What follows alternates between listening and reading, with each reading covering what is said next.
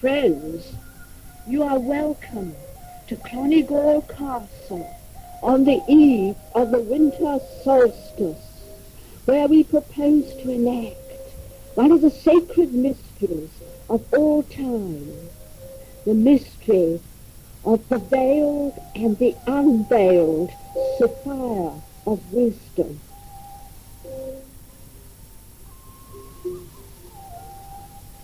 Now, I want you to have a glass of water nearby and also anoint your brow with water to develop your third eye of vision.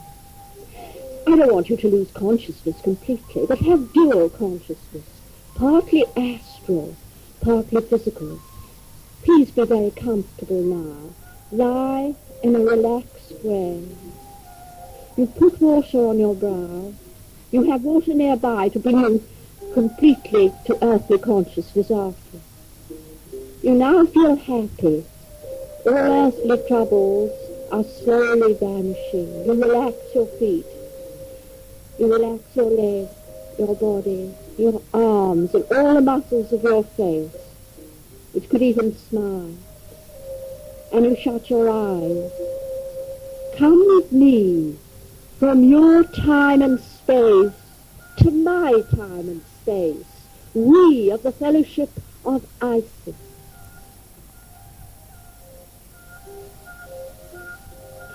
Rise now out of your earthly body and come, it will be the past for you, and perhaps the future, to Ireland, to the southeastern corner.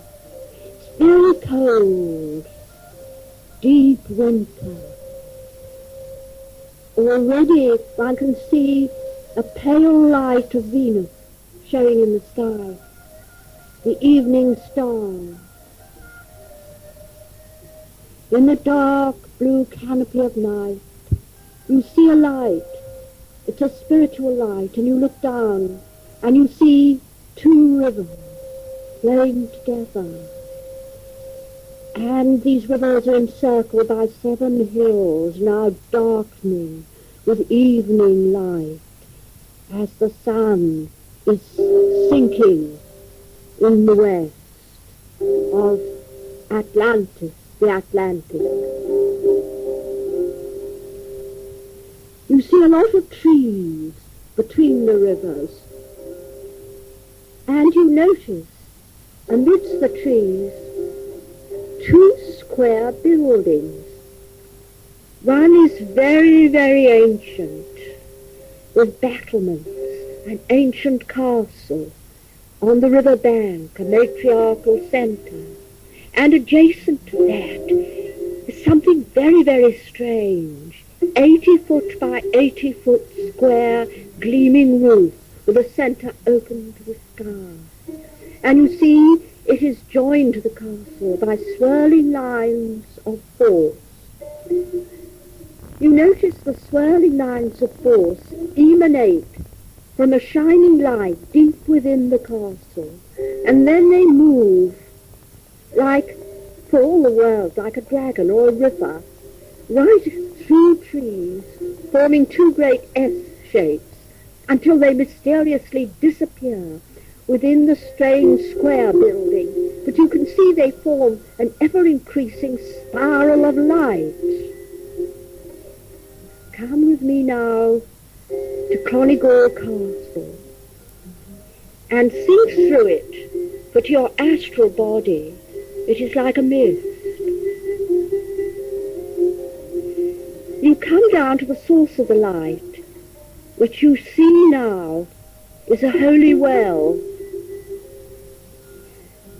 You observe that by it there is a silver chalice, silver wand, and lighted candles. Now you see a company of the priesthood.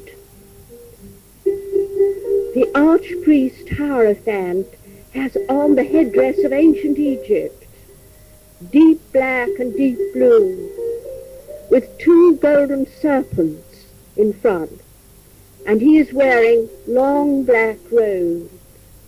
A priestess stands by him, wearing a silver star crown and violet robes, and the other priests and priestesses are likewise attired, and the priests hold heavy staffs, and these staffs are marked with hieroglyphs and runes, and indeed one has Ogham marking upon it.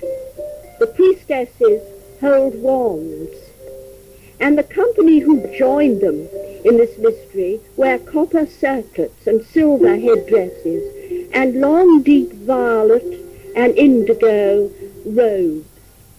What are they doing? They are all standing, having their brows anointed with water, by a lovely young priestess with long golden hair. She holds the silver chalice, dips her finger in it, and anoints each brow with these words: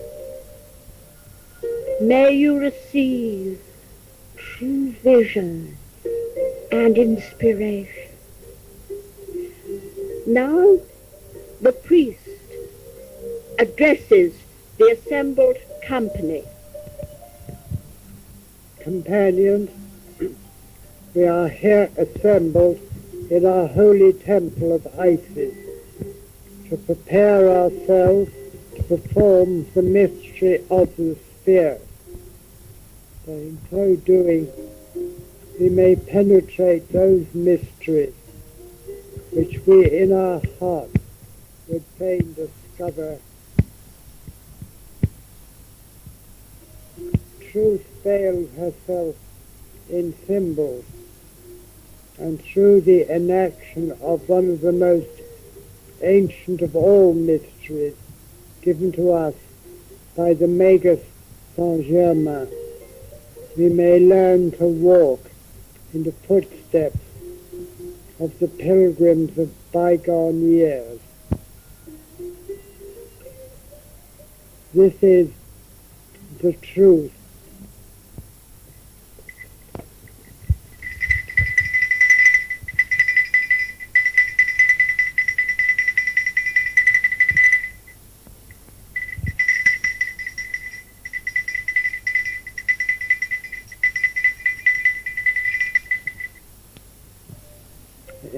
All listen to the priest as he describes the nature of Sophia. The unveiled Sophia, who unites truth and love in perfect harmony. Let us therefore in solemn procession make our way to the 24 monoliths. Even now, as the sun of the winter solstice, Eve, is sinking behind the hill. Now the priest approaches a candidate whom we have not noticed before. He is led forward by two priests. His head has upon it a white linen cloth, so he cannot see clearly at all, and he's robed in white, as initiates, would-be initiates of the ancient mysteries were always robed thus. He holds in his hand a green bough of mistletoe.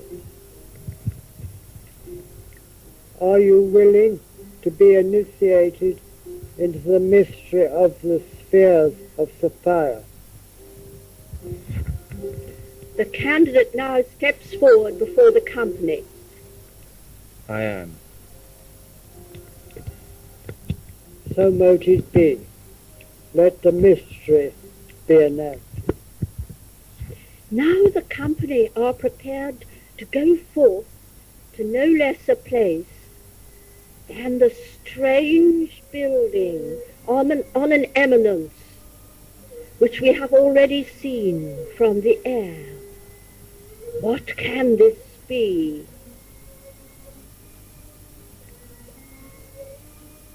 There is a slow procession now through the temple of Isis, headed by the first priest and priestess.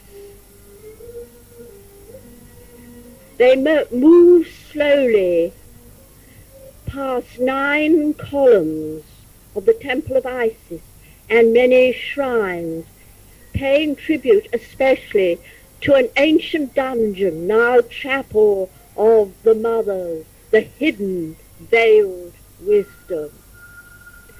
A priest is holding burning incense, and a priestess the chalice of silver water.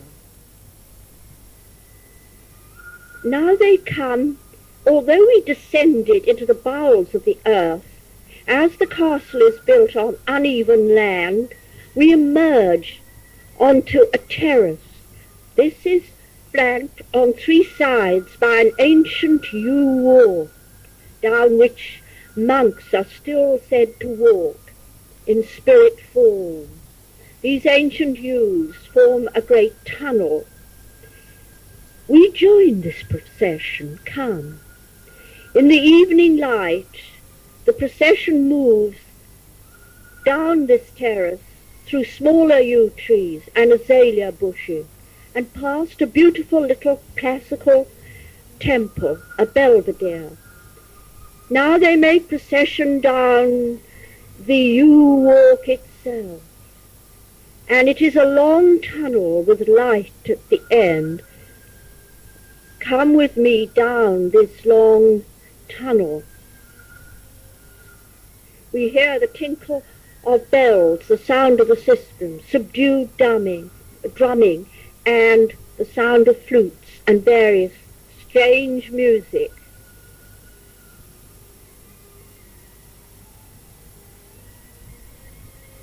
Down we go, and we realize we are facing the southwest. We take a sharp turn, as the yew walk does, and then another sharp turn, and we reach a palm garden, which surprises us in this cold, bitter evening. Tall, tall palms, fan palms. And some of the company pick up fallen palms and carry them in honor of the god Osiris. Now we process down a path. Facing now we see a beautiful pale blue mountain, rather flanked by violet hills. This is Mount Leinster, pre-diluvian, for it was here when all Ireland was filled with a sea. It is therefore Atlantean. We notice now what we are doing. We're following the flow of power which we saw from the air. We now pass a strange long red building made of red bricks. We pass this and make our way to an arboretum full of strange, beautiful trees. We can still see the mountain, and we begin to rise up a slight hill. And on our left now is spread the whole of the Slaney Valley in the evening light, and we see that the sun has set, and there are deep orange, yellow, and crimson clouds and stretched across the sky horizontally. It's beautiful.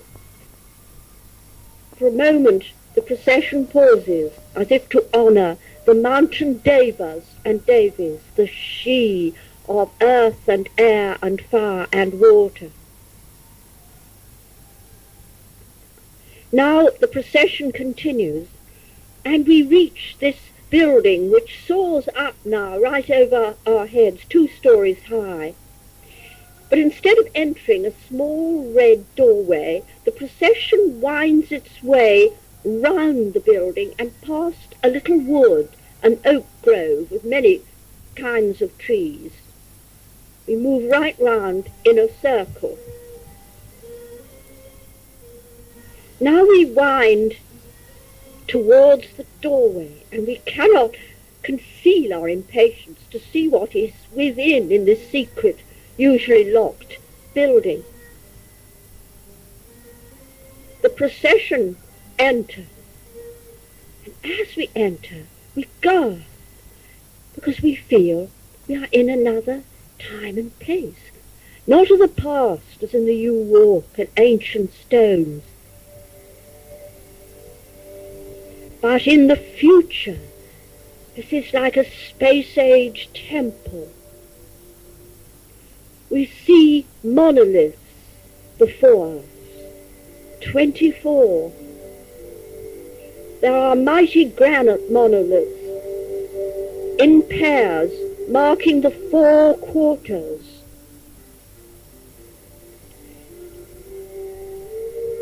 Therefore there are 8 of these.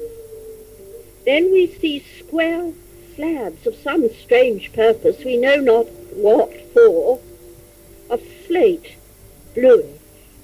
They all come, we are told, from different parts of the world. And as if in solemn conclave, 8 upright monoliths in pairs round a square piece of land of small stones open to the sky. As we look up at the great building, we see scarlet girders crisscrossing against a pearly grey. What is this place for? Now the priest invokes the she of earth in the place of the west. I invoke the she of earth in the place of the west.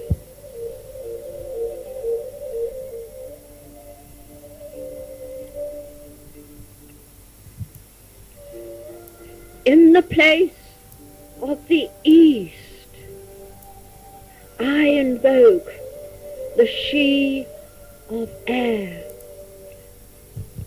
Now another priest moves in this great procession to the south and invokes the she of fire. It was night. You invoke the she of fire. I invoke the she of fire. Now the priest invokes the she of water in the north.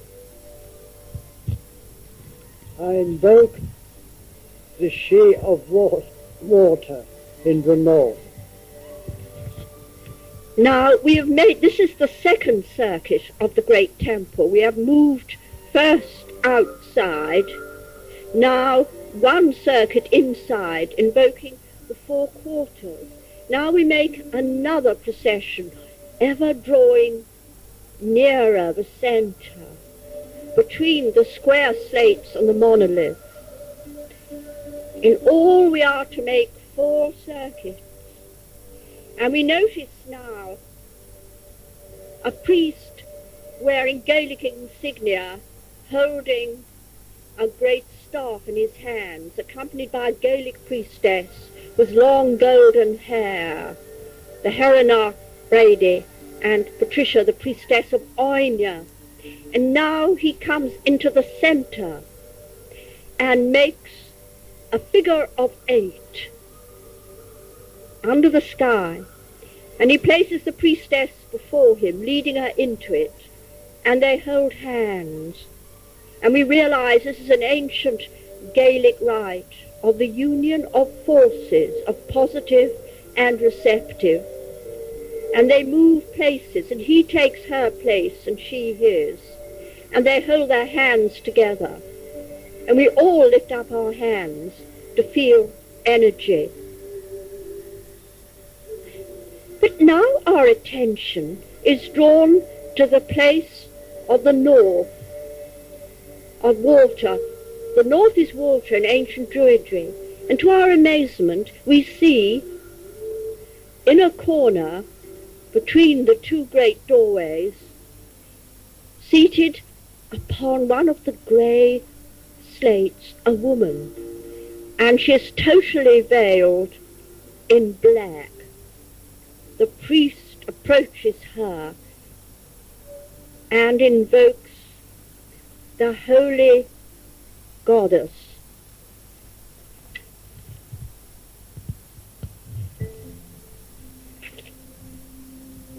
Mother of the gods, the great deep, the celestial abyss, Nuit, protect us as we face the mysteries. Aid us who dread the unknown. Wrap thy starry mantle around us. Thou who archest the heavens with thy body, that holds the Milky Way as thy veil. As thou art great, pity our littleness. As thou art mighty, strengthen the weak. As thou holdest all time and space in thy darkness, bring our souls into their true fruition of eternity. Are we to be vouchsafed the oracle? The goddess does not always speak. Now at this time of the winter solstice, the eve of the solstice, we are granted the oracle of Nuit, of the galaxy, the stars, of the mystery, the unveiled goddess. Fear not the unknown, for I am the unknown. From me riseth suns, and their children the planets. And when suns reach their appointed time, I take them to me in my dark embrace. For I am both birth and death, and the sun that loses its brightness in my abyss returns to greater life in other spheres. For I am mistress of the spheres.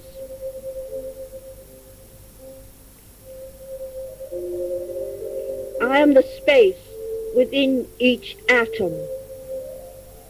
From its heart I give birth to new galaxies. I take to myself that which is to be transformed into greater life. So is it with yourselves. I need each sun, each tree, each one of you. For without the least of you, my starry body is incomplete.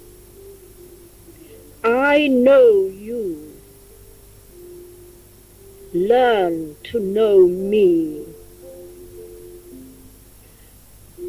When you honor me as the Earth Mother, you face my abyss with the confidence of children turning to their mother, source of all good. As you grow in activity and thought, I put you from me. I withdraw from you, first aiding your steps from behind, then I leave go of your arms, and you walk alone. You walk in pride of your newfound skills and conquests, and you forget me. And this is my will. You walk into the light of day. You turn to the Father. From him you learn laws and how to enforce them. When you reach the end of your schooling and turn from the Father, you turn to Isis. She lures you with strange enchantments to the magical sphere of the moon. And Queen Persephone draws you to the world of shades and teaches you mysterious arts. The shining sun goddess Grania brings you a longing for the divine marriage of twin souls in deathless love.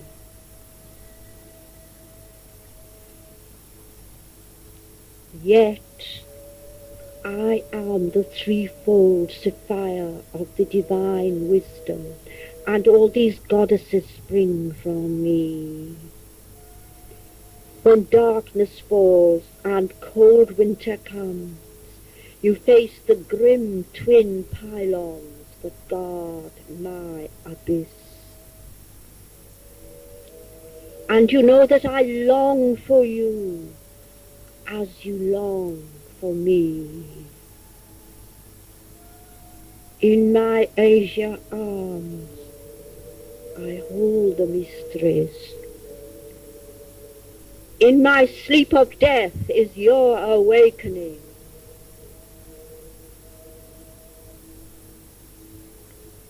Come to me.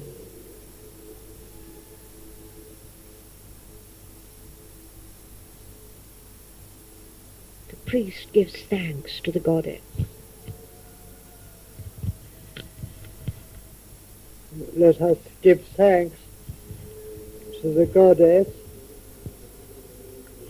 to the divine Sophia and Nut,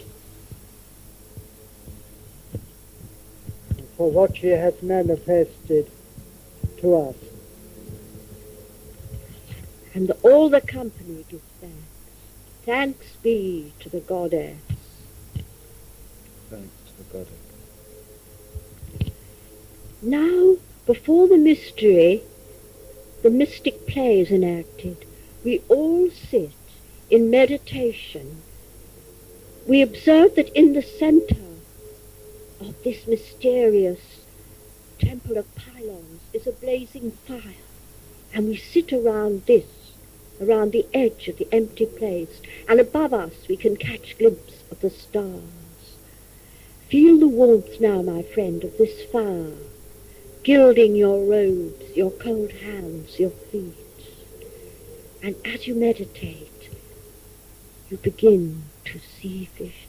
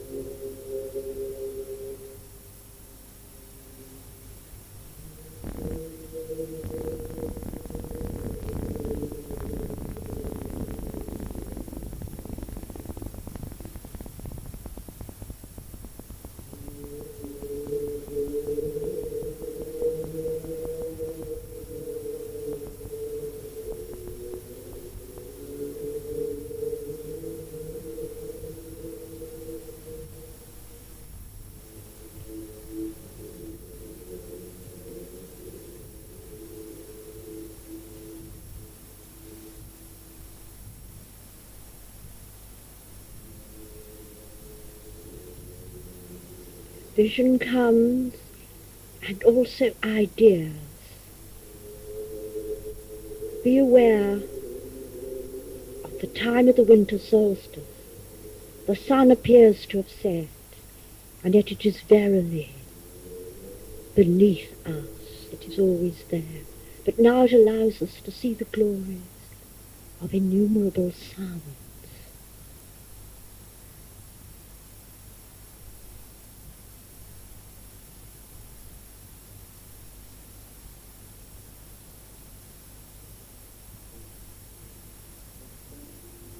See through now the temple.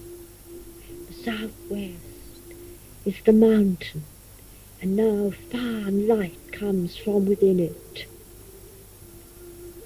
in great rays, and the darkening hills glow in the astral light. Now experience in your spiritual body. You begin to understand the meaning of mountains and hills. For everything on the earthly level is a symbol for something that is eternal in the inner spiritual sphere. You have moved from the physical to the astral sphere. Now move to the spiritual sphere and understand the meaning, the unveiled sphere of wisdom. Understand the meaning of the two rivers, the mother reaching the daughter. Understand the meaning of the trees around us. Understand the stars.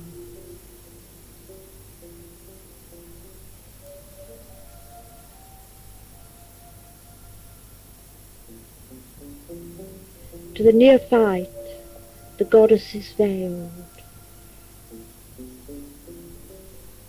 To the magus, she is half veiled. To those who have recognized their innate divinity, born to them from the mother. She's unveiled.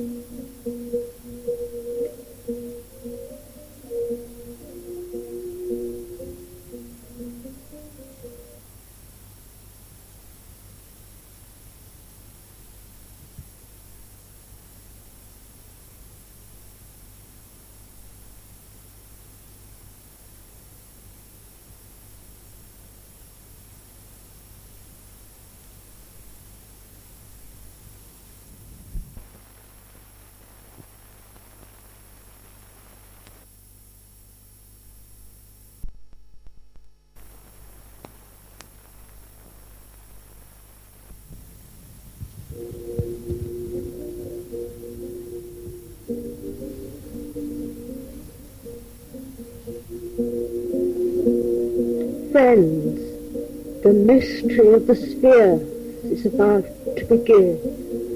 Let us watch the priesthood and what they do at the altar.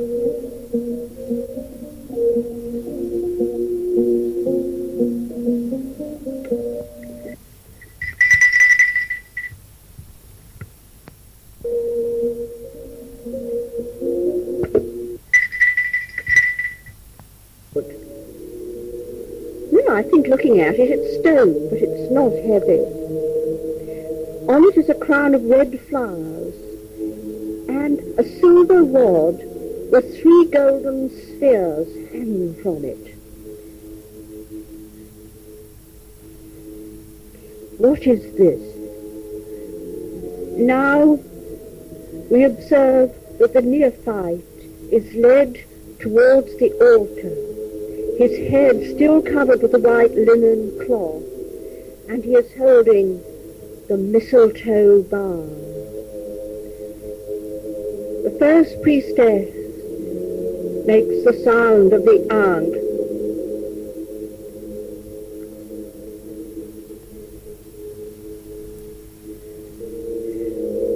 I invoke the goddess Isis, daughter of Nui, queen of heaven.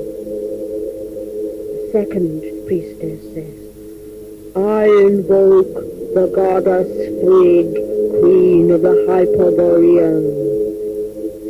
And a third stately priestess says, I invoke the goddess Persephone, queen of Hades.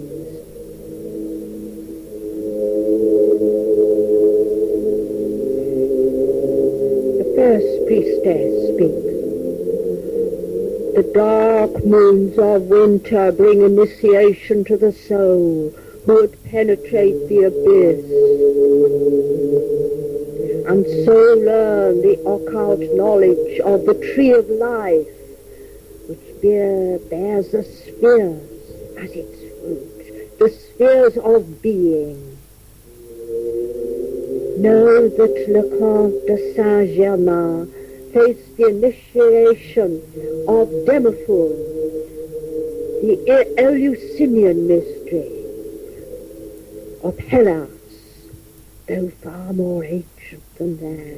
It was of Atlantis, through the 2 goddesses Demeter and Persephone.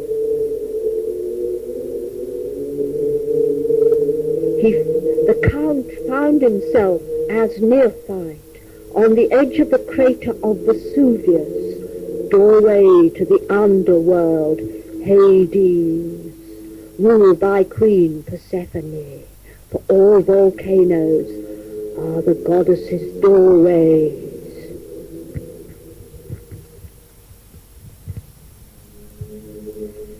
It was night. The moon, veiled by dark clouds, cast but an uncertain light on the crags of lava. My head, covered with the linen veil, holding in my hands the golden bough. I advanced without fear towards the spot where I had been ordered to spend the night. Lightning flashed through the night and gave the flames of the volcano a blood-like appearance. I placed the mysterious bough on the altar. This is the first stage in the initiation. The neophyte is offering all he has, and he gives the mistletoe bough. He places it upon the altar.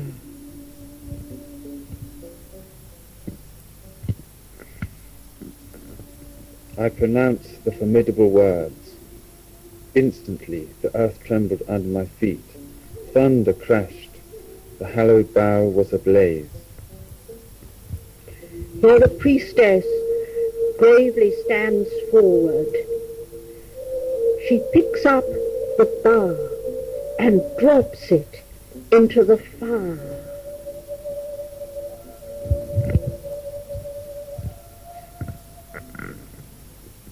Wrapped in the darkness, I descended into an abyss.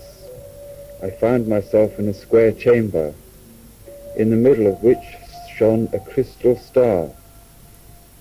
On the north side was a painting representing a woman. She was naked to the waist. Black drapery fell over her knees, and 2 silver bands adorned her garment. On the altar lay a cup and a lance head. In her hand was a rod which she placed against the forehead of a man facing her.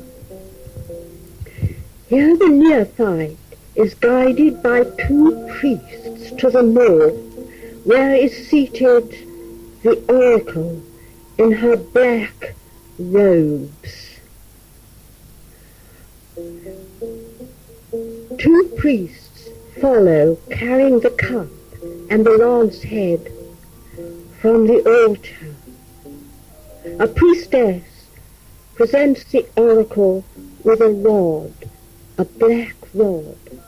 The candidate kneels on one knee before her. The priestess lifts up her rod and touches his forehead. This is the awakening of the third eye. Now, I would like you to feel your own third eye awakening.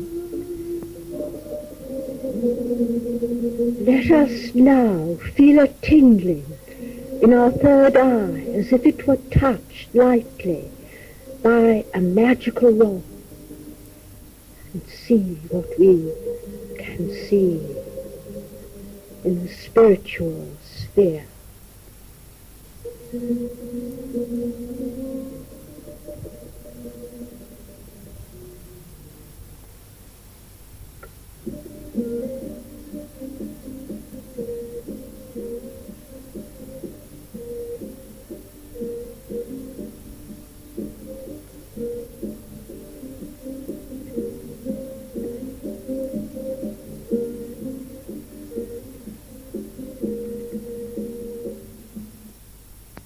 Wisdom of the depths for the awakening of our hearts from the heart of the earth.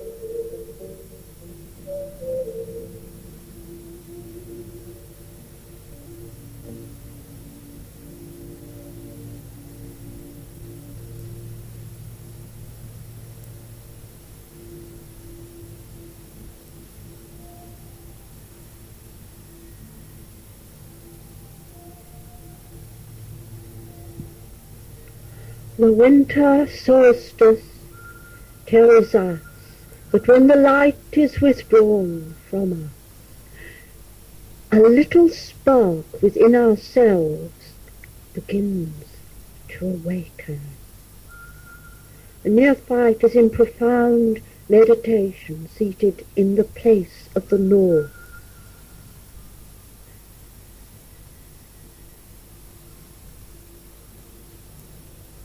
For the sun has moved away from us to the south and is now sinking in the western abyss.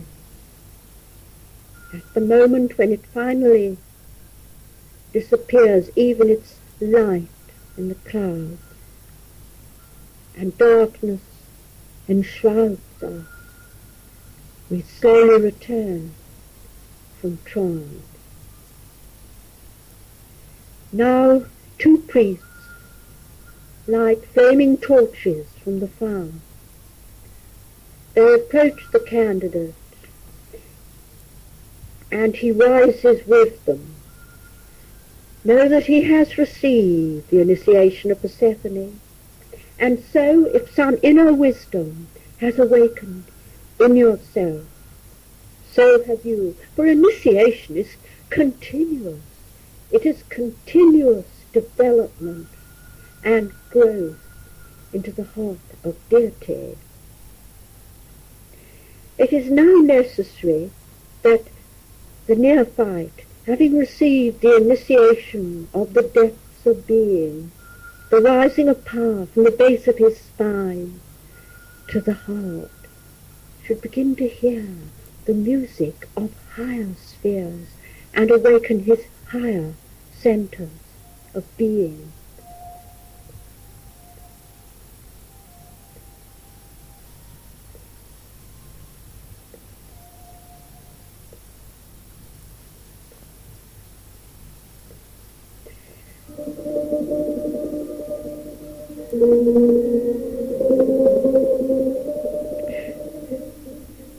The neophyte is told by the priestess,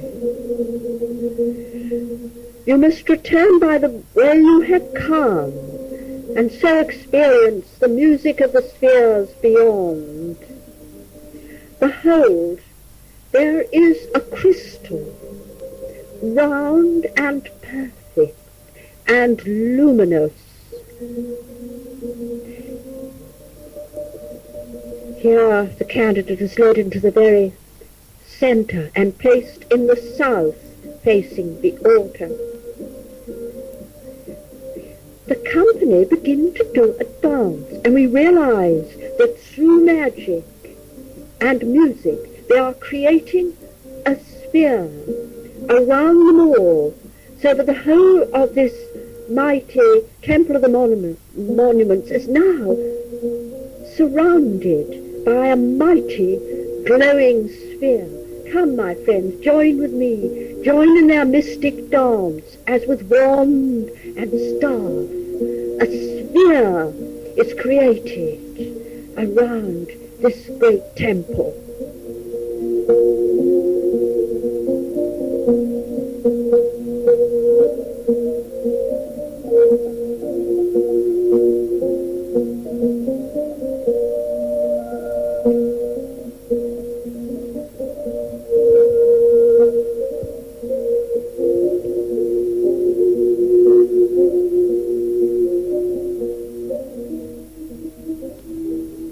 The sphere is well and truly built.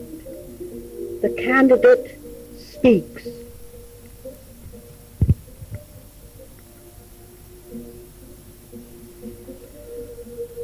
The hall into which I had just entered was perfectly round.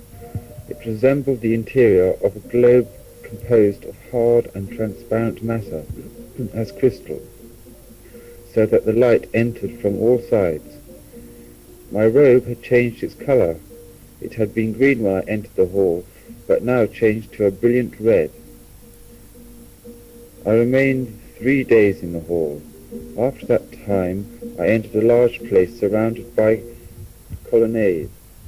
Here the whole company form a spiral dance round the candidate, conveying the 3 days experience.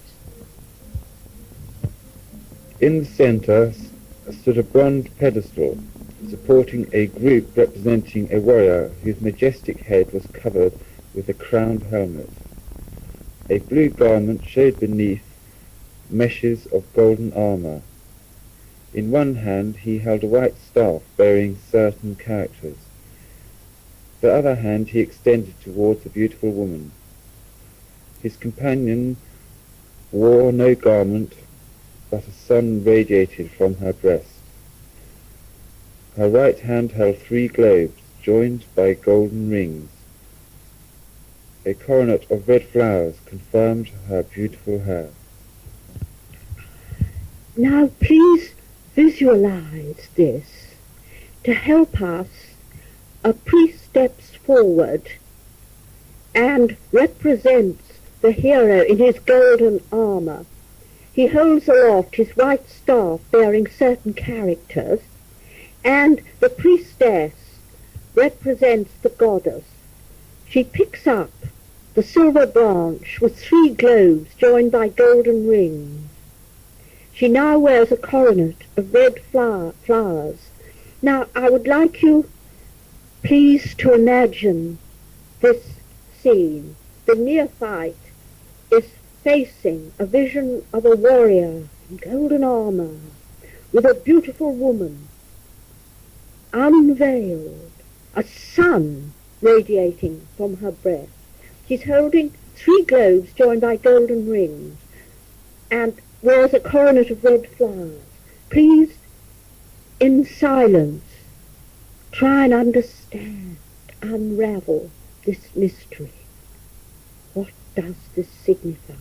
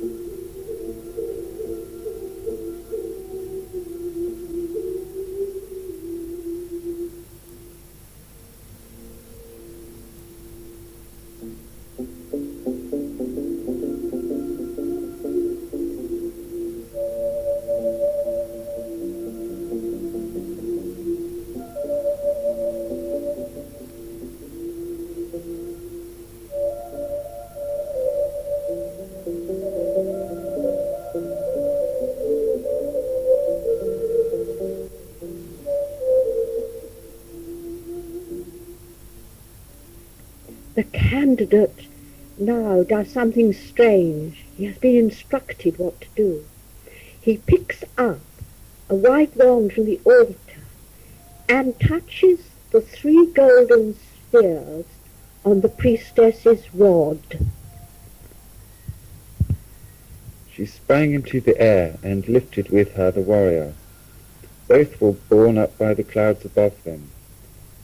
On the capitals of 4 white marble columns were set 4 bronze statues. They had wings and sounded trumpets. The priestess tells the company, "Companions, hearken well to these words.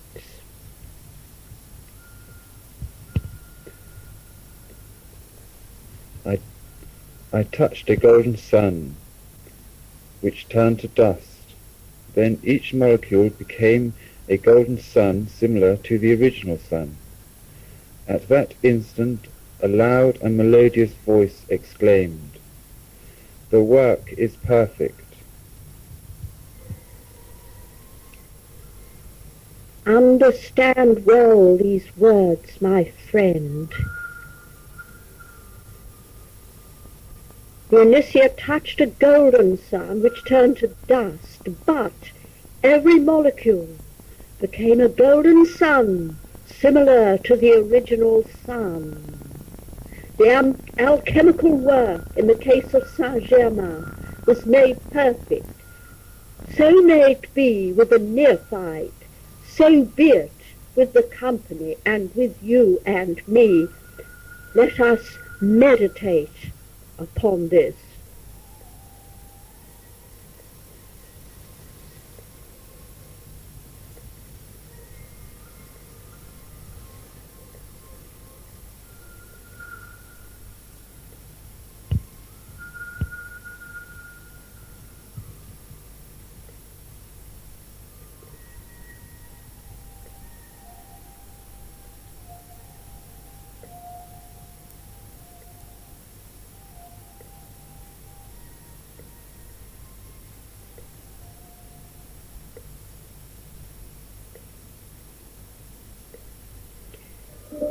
Now, I want you to feel a golden sun within your heart.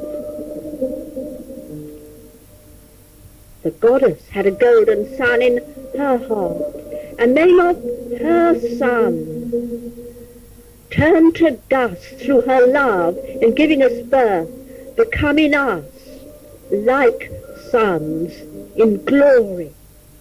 Feel now the sun within yourself, right through your body, your plexus, sacral center, hands and feet, and the silver light of the stars of knowing upon your brow. May you be far-crested with light and stars. All the company gaze up now into the sky of night, as the stars shine down upon us. The priestess speaks. Companions, feel now the power rising from the earth, purple flames through us, rising now as a sun in our hearts.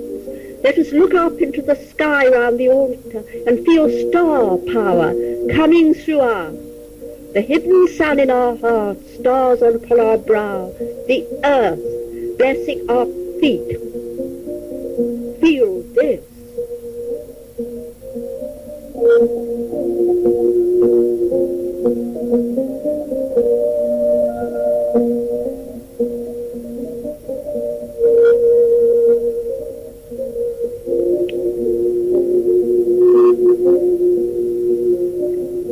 Now the priestess accepts a lighted torch from the priest and presents it to the candidate.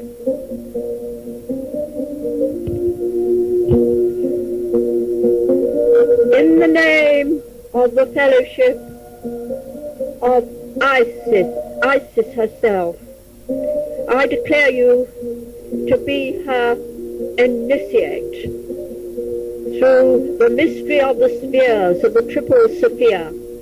Receive this burning torch and use its flames as your divine mother does to warm the hearts of all.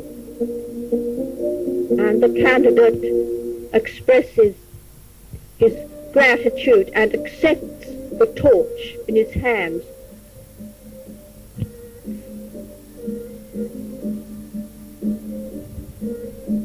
Thank you. He expresses his gratitude. Now he hands the torch on to the company, and the torch now ignites many torches which we see round the edge of the open space, and everyone now is holding a lighted torch. Now a spiral dance is made. Everyone goes round and round the temple with these lighted torches.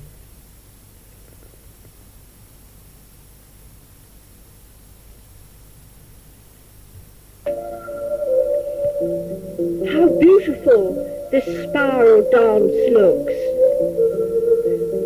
But now mysteriously the priesthood and all the companions make the maze dance. As we watch, we see they are using the rainbow-coloured energies that flow through the 24 monoliths. We watch that they are making spells of many coloured lights from the 8 monoliths round the empty space leading to the stars.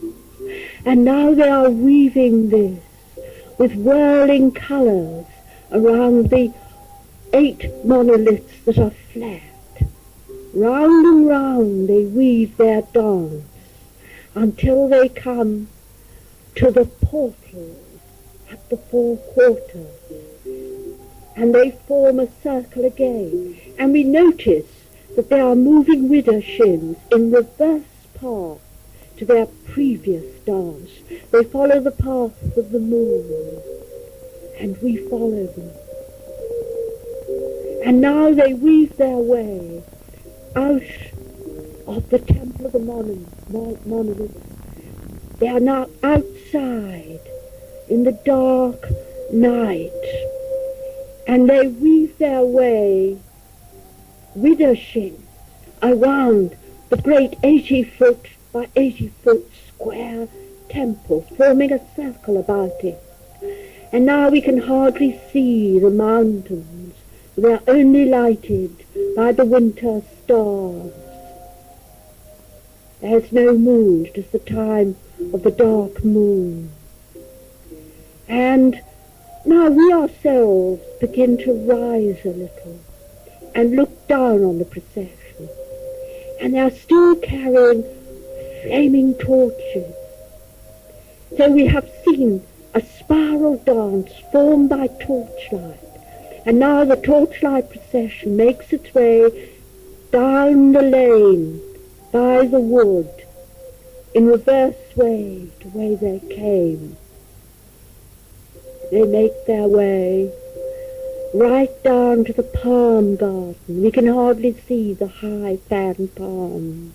And those who are carrying palms put them down there to rest.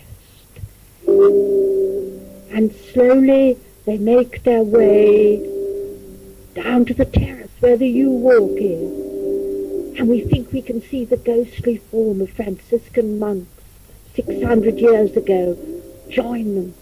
And the procession with its flickering torches makes its way down the yew walk facing the northeast. Imagine them and join them, you and I.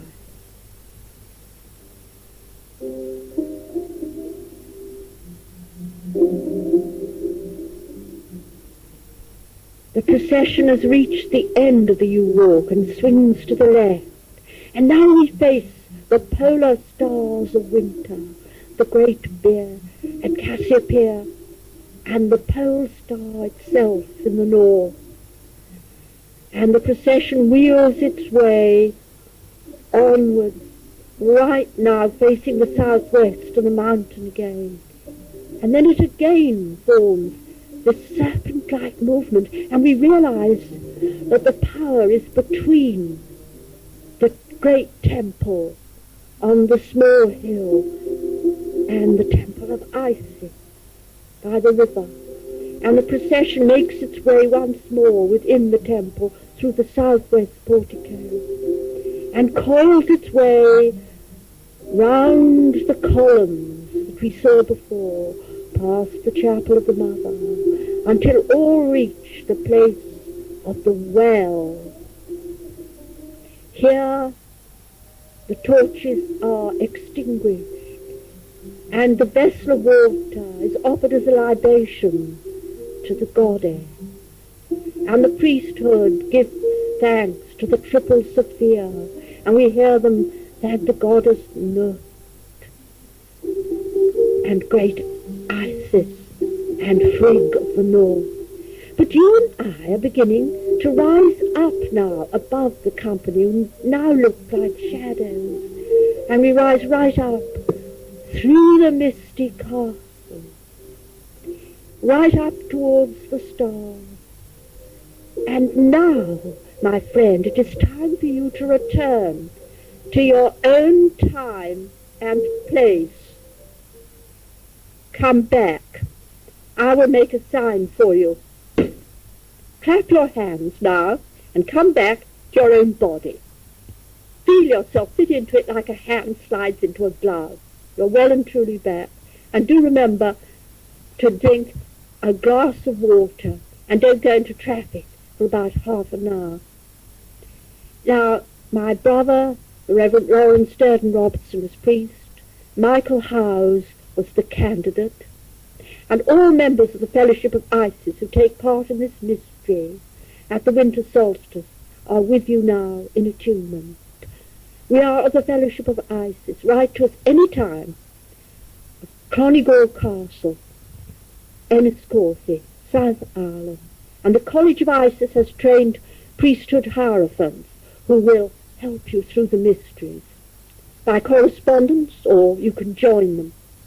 And now you can get the Most Holy Trinus of Fear by the Comte de Saint-Germain, written in the 18th century, published by the Philosopher's Press, Los Angeles, United States. And now I say to you, hail and farewell. Ave et Vale.